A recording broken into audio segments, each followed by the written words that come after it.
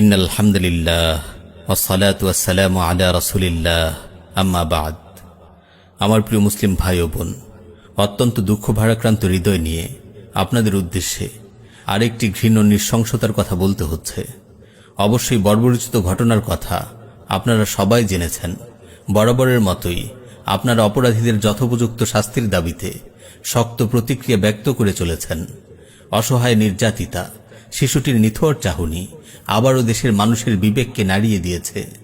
বলছি, হাসপাতালের বেডে জীবন মৃত্যুর সন্ধিক্ষণে পড়ে থাকা মাগুরার 8 বছর বয়সী নিষ্পাপ শিশু আসিয়ার কথা। বর্বর নরপিশাচদের পাশবিক আক্রমণে যার জীবন আজ সংকটাপন্ন, আপন বোনের বাড়িতে বেড়াতে এসে যে লম্পট ধর্ষকদের বিষাক্ত ছোবলে রক্তাক্ত ক্ষত বিক্ষত, এই আসিয়া ও তার পরিবারের দিকে লক্ষ্য করলেই স্পষ্ট বোঝা যায় দেশের মানুষ এখনো কতটা নিরাপত্তাহীন, অসহায়। চুরি ডাকাতি, খুন ধর্ষণ সব অপরাধী চলছে সেই আওয়ামী অন্ধকার যুগের মতোই। ফ্যাসিস্ট হাসিনার শাসন আমলেও যেমন এদেশের মানুষের জানমাল ও ইজ্জত আবরুর কোনো নিরাপত্তা ছিল না, নিরাপত্তা নিয়ে এখনো আওয়ামী জাহিলিয়াতের সময়ও যেমন চুরি ডাকাতি, খুন ধর্ষণ আতঙ্কে দেশের মানুষ উৎকণ্ঠিত ছিল, তেমনি উৎকণ্ঠা আজও বিরাজ করছে। এর কারণ এদেশের মানুষ এখনো জাহিলি শাসন ব্যবস্থার জিঞ্জির থেকে মুক্ত হতে পারেনি। জালিম তাগুতদের উৎখাতে তারা জীবন দিয়েছে ঠিকই, কিন্তু ঝেঁটিয়ে বিদায় করতে পারেনি যাবতীয় অন্যায় অনাচার লালনকারী সেকুলার সিস্টেমকে, যে সিস্টেম অপরাধ দমনে শতভাগ ব্যর্থ সুশাসন ও ন্যায় বিচার প্রতিষ্ঠায়। আমার প্রিয় মুসলিম ভাই ও বোন, মানবরচিত আইন ও সেকুলার শাসন ব্যবস্থায় অপরাধ অনুযায়ী অপরাধীদের যথাযথ বিচার হয় না। এখানে একদিকে মানুষের অপরাধ প্রবণ হয়ে ওঠার ঘৃণ্য সব অশ্লীল পথকে খুলে দেওয়া হয়, অন্যদিকে বড় বড় অপরাধ সংগঠনের পরও অপরাধীদের বিচারে গড়িমসি করা হয়। খুন ধর্ষণের মতো মারাত্মক সব অপরাধ করেও অপরাধীরা পার পেয়ে যায়।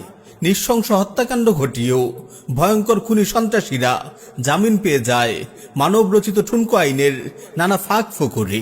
এই কারণেই দিন দিন অপরাধের মাত্রা বেড়েই চলেছে। আজ শিশু আসিয়া ধর্ষণের শিকার, তো কাল আফিয়া। আজ একজন খুনের শিকার, তো কাল আরেকজন। ভারী হচ্ছে নির্যাতিত সাধারণ মানুষের আর্তনাদ। বস্তুত সেকুলার শাসন ব্যবস্থায় শাসকের পরিবর্তন হলেও দেশের সার্বিক পরিস্থিতির তেমন পরিবর্তন হয় না। আমার প্রিয় মুসলিম ভাই ও বোন, চিন্তা করে দেখুন, মানুষের নৈতিক চরিত্রের কতটা অবক্ষয় ঘটলে একটা ছোট্ট শিশুর উপর বাবা ছেলে ধর্ষক হয়ে হামলে পড়তে পারে। আসিয়ার ঘটনাটি তো দেশের একটি চিত্র মাত্র। ধর্ষকদের যথোপযুক্ত শাস্তি না হওয়ার এমন বর্বর পাশবিকতার শিকার হয়ে সম্ভ্রম হারাচ্ছে বহু নারী। এই তো গত কয়েকদিন আগের ঘটনা, লক্ষ্মীপুরের রামগতিতে ধর্ষণের শিকার হয়ে জান্নাত নামের এক তরুণী আত্মহত্যা করেছিল, ধর্ষকের বিচার না করে উল্টো তাকে ভৎসনা করার কারণে। এমন বহু ট্র্যাজেডি দেশে অহরহ সংঘটিত হচ্ছে। আমার প্রিয় মুসলিম ভাই ও বোন, আজ দেশের মানুষ বিক্ষুব্ধ হয়ে উঠেছে আসিয়ার নির্মম দৃশ্য দেখে। সবাই ধর্ষকদের সর্বোচ্চ শাস্তি দেখতে চায়। ধর্ষকদের প্রকাশ্যে মৃত্যুদণ্ড দিয়ে দৃষ্টান্ত স্থাপনের দাবিতে এখন সবাই সোচ্চার। কিন্তু এই সেকুলার শাসন ব্যবস্থা কি এমন নজির স্থাপনকারী শাস্তি প্রয়োগ করবে কখনো? দুঃখজনক হলেও সত্য, উপযুক্ত সাক্ষী প্রমাণ পাওয়া সত্ত্বেও সেকুলার বিচার ব্যবস্থায় অপরাধীর যে দ্রুত বিচার হয় না, এর আরও একটি জাজ্জল্য প্রমাণ আপনারা দেখেছেন আসিয়ার ধর্ষকদের ব্যাপারে হাইকোর্টের দেয়া নির্দেশনায়। 180 দিনের মধ্যে বিচার শেষ করতে নির্দেশ দিয়েছে হাইকোর্ট। কেন এত লম্বা সময় লাগবে এই বিচার সম্পাদনে? আসলে কি বিচার হবে? বস্তুত এই 6 মাসে আসিয়া ইস্যুটি হারিয়ে যাবে নতুন নতুন ইস্যুর মাঝে। যেভাবে মানুষ ভুলে গেছে র্যাব কর্মকর্তা আলেপের হাতে ধর্ষণের শিকার মুসলিম রোজাদার বোনটির কথা। স্বামীকে ক্রসফায়ারের ভয় দেখিয়ে রমাদান মাসে এক সম্ভ্রান্ত রোজাদার রমণীকে ধর্ষণ করেছিল র্যাব কর্মকর্তা আলেপ। চতুর্থবার ধর্ষণের সময় অচেতন হয়ে পড়েন সেই নারী এবং এর কিছুদিন পরই তিনি মারা যান। ইন্না লিল্লাহি ওয়া ইন্না ইলাইহি রাজিউন। স্বৈরাচার হাসিনার দোসর, র্যাব কর্মকর্তা আলেপের জুলুম নির্যাতনের ফিরিস্তি অনেক দীর্ঘ। তার বিরুদ্ধে আনিত সব সাক্ষী প্রমাণ উপস্থিত থাকার পরও সেকুলার রাষ্ট্র ব্যবস্থার গোলামরা এখনো তাকে যথোপযুক্ত শাস্তি দেয়নি। তাওহীদি জনতা তার শাস্তির দাবিতে অনেক আন্দোলন করলেও সরকার এখনো মুখে কুলু পেটে বসে আছে। আমার প্রিয় মুসলিম ভাই ও বোন, দেশের মানুষ আজ খুন ধর্ষণের সর্বোচ্চ শাস্তি মৃত্যুদণ্ডের দাবিতে বিক্ষুব্ধ হয়ে উঠেছে। যেসব নাদান অজ্ঞ লোকেরা খুন ধর্ষণ বেবিচারের মতো মস্ত বড় অপরাধের ব্যাপারে শরিয়ার আইনকে বর্বর আইন বলতো, তারাও আজ সেকুলার শাসন ব্যবস্থা ও মানবরচিত আইনের অসারতা অনুধাবন করছে। তারাও বুঝতে পারছে সেকুলার শাসন ব্যবস্থায় এগুলোর কোনো সমাধানই হয় না। তাই তারাও এখন দ্রুত সেই বিচারের দাবিতে সোচ্চার, যা মূলত ইসলামী শরিয়াতে রয়েছে। যদিও তারা ইসলামী শরিয়া অনুযায়ী রাষ্ট্র পরিচালিত হোক তা চায় না, তবে সত্যিকারের মুসলিমদের আজ প্রাণের দাবি, আমরা ইসলামী শরিয়ার ছায়াতলে বসবাস করতে চাই। এদেশের সর্বস্তরের মানুষের শান্তি, শৃঙ্খলা ও নিরাপত্তার জন্য ইসলামী শরিয়াই একমাত্র সমাধান। ইসলামী শরিয়াই একমাত্র নিশ্চিত করতে পারে সকল অপরাধের দ্রুত ও যথাযথ শাস্তি। তা খুন, ধর্ষণ, চুরি, ডাকাতি, যে অপরাধী হোক না কেন, অপরাধী যেই হোক না কেন, এখানে কোনো ছাড় বা পক্ষপাতের সুযোগ নেই। অপরাধী এলিট শ্রেণীর হোক কিংবা নিম্ন শ্রেণীর, সাধারণ কেউ হোক কিংবা প্রশাসনের কেউ, যথাযথ শাস্তি তাকে পেতেই হবে। ইসলামী সোনালী যুগের বিচার ব্যবস্থা কত ইনসাফের ছিল তার একটি নমুনা দেখুন। আয়েশা রাদিয়াল্লাহু আনহা থেকে বর্ণিত, মাখজুমি গোত্রের এক মহিলার চুরির ঘটনায় কুরাইশ বংশের গণ্যমান্য লোকেরা দুশ্চিন্তাগ্রস্ত হয়ে পড়ল। তারা বলাবলি করতে লাগলো, এ ব্যাপারে রাসূলুল্লাহর কাছে কে কথা বলতে পারবে? তারা বলল, রাসূল সাল্লাল্লাহু আলাইহি ওয়াসাল্লামের প্রিয়জন উসামা বিন যায়েদ রাদিয়াল্লাহু আনহু ছাড়া এ ব্যাপারে কেউ তার সাথে আলোচনা করার সাহস পাবে না। তখন উসামা রাদিয়াল্লাহু আনহু এই বিষয়ে রাসূল সাল্লাল্লাহু আলাইহি ওয়াসাল্লামের সাথে কথা বললেন।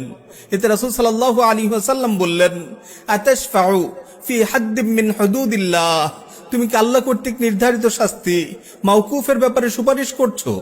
এরপর তিনি দাঁড়িয়ে খুতবা দিলেন এবং বললেন, ইন্নামা আহলাকাল্লাযীনা ক্বাবলাকুম আন্নাহুম কানু ইযা সারাকা ফীহিমুশ শরীফু তারাকুহু ওয়া ইযা সারাকা ফীহিমুদ দাঈফু আকামু আলাইহিল হাদ ওয়াইমুল্লাহ লাউ আন্না ফাতিমাতা বিনতা মুহাম্মাদিন সারাকাত লাকাতাতু ইয়াদাহা।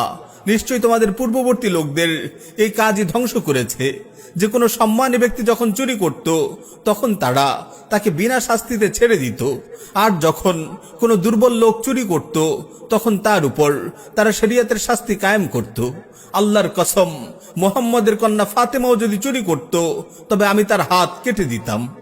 আমার প্রিয় মুসলিম ভাই ও বোন, এমন ন্যায় বিচার ও যথাযথ শাস্তি প্রয়োগ একমাত্র ইসলামী শরিয়া অনুযায়ী পরিচালিত ভূখণ্ডেই সম্ভব, যার দৃষ্টান্ত ইসলামের সোনালী যুগে যেমন ছিল আজও আছে।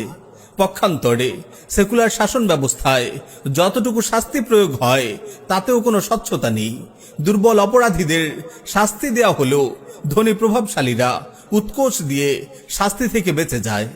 এজন্যেই বসুন্ধরা গ্রুপের কর্ণধারের ছেলে সায়েম সোবহান আনভির মোস্তাদ জাহান মুনিয়াকে ধর্ষণ ও হত্যাকাণ্ডের পরও সেকুলার আইনের ফাঁকফোঁ করে অব্যাহতি পেয়ে যায়।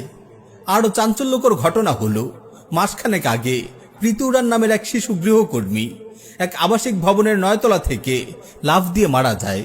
তার উপর নিয়মিত যৌন নির্যাতন হতো এবং তা থেকে বাঁচতে নিরুপায় হয়ে সে বারান্দা থেকে লাফ দেয়। তার পরনে কোনো পায়জামা ছিল না, তার শরীরে যৌন নির্যাতনের স্পষ্ট চিহ্ন ছিল। চা শ্রমিকের মেয়ে প্রীতি উড়ান কাজ করত ডেইলি স্টারের নির্বাহী সম্পাদক সৈয়দ আশফাকুল হকের বাসায়। এই নির্যাতন ও হত্যাকাণ্ডে তার স্ত্রীও জড়িত ছিল। একই ঘর থেকে আরও একজন গৃহকর্মীর সাথে এমন ঘটনা ঘটেছিল কয়েক মাস আগে।